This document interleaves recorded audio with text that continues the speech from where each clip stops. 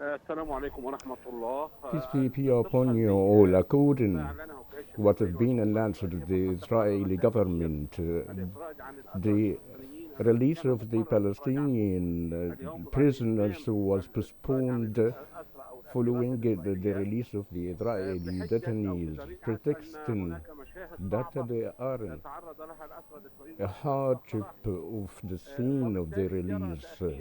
And I think that the Palestinian prisoners were already on board of the buses. They're supposedly to be transferred from the prison to their houses in the West Bank.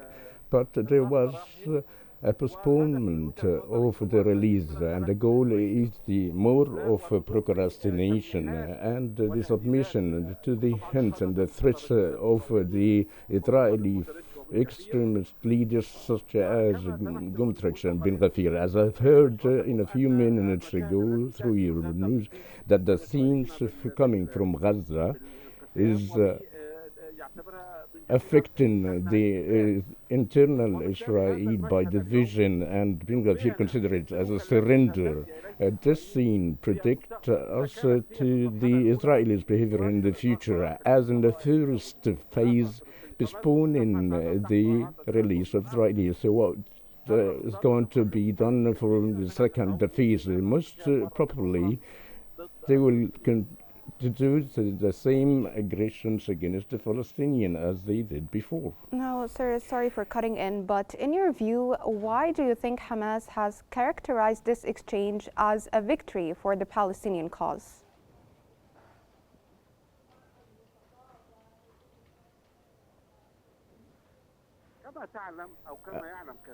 As many know, that the Prime Minister of Israel made the slogans of the aggressions against Gaza, on top of which the rooting out Hamas and the leaders. He never achieved such as this. Therefore, when the Palestinian resistance succeeded to get the Palestinian prisoners and to release the Israeli detainees through negotiation and politics, not militarily, this would affect the image of Netanyahu before his people and his coalition.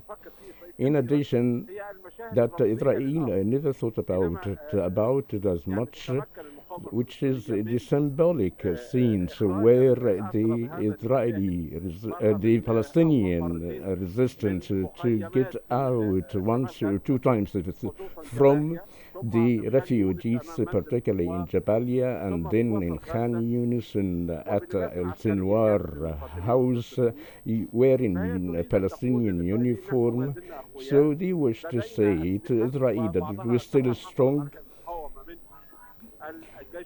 Now, sir, building on this, I would like to shed light on a Gamberger who was released by Hamas today in Beit Lahia. What is the significance of her release, and what implications does it have for the ceasefire agreement?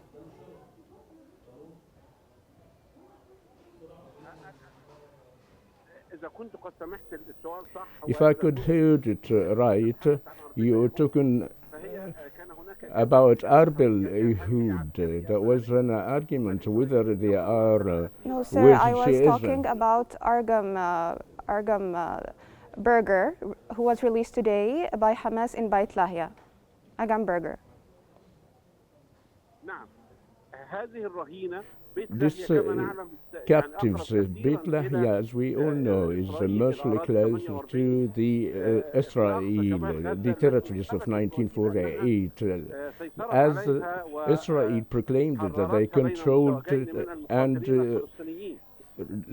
freed it from the Palestinians. When it done that way, it's a symbolic feature by the Palestinians, as they are capable or to put the captives maybe under the sight of the Israeli through their intelligence and the U.S. assistance. Despite all of that, never managed to reach them. Mm-hmm. Now, Donald Trump has appointed U.S. Middle East envoy Steve Witkoff to oversee the ceasefire agreement, and he's currently in Tel Aviv. What does the presence of him in Tel Aviv indicate for the broader peace process?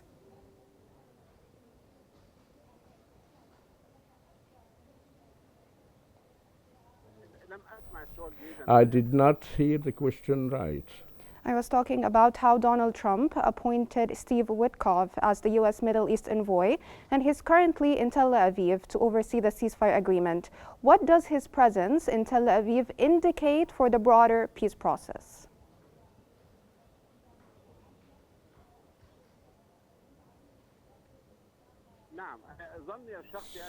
Certainly.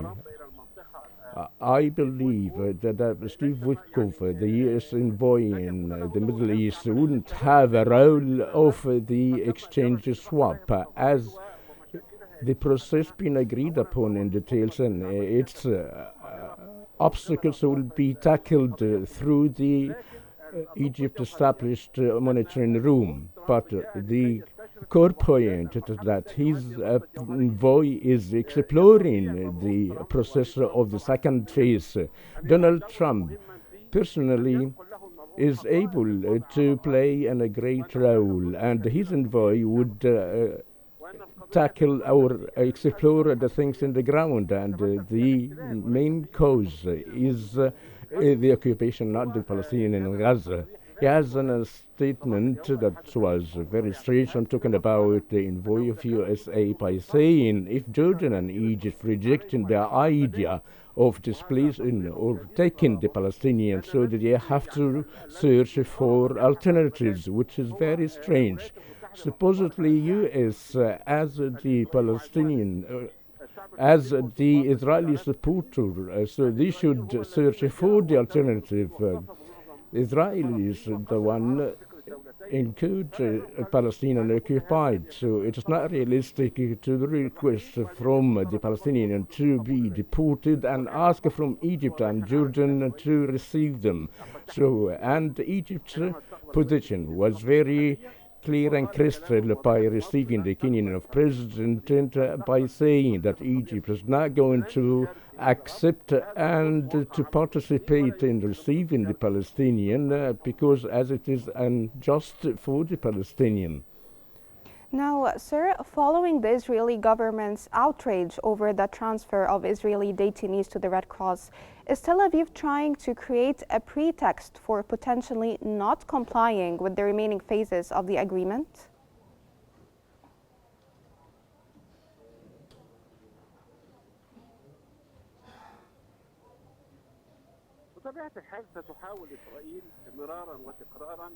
Naturally, Israel is trying to proclaim and accusing Hamas and the Palestinian resistance as creating a very false reasons of the occupation and aggression. So there is I'm not wondering of creating more reason.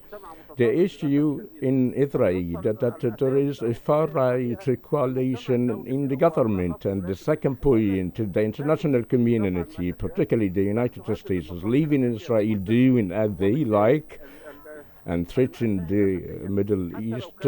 So therefore, even if some would disagree with Hamas, and I am personally, I do, but confronting the occupation is by the resistance, is under the international law.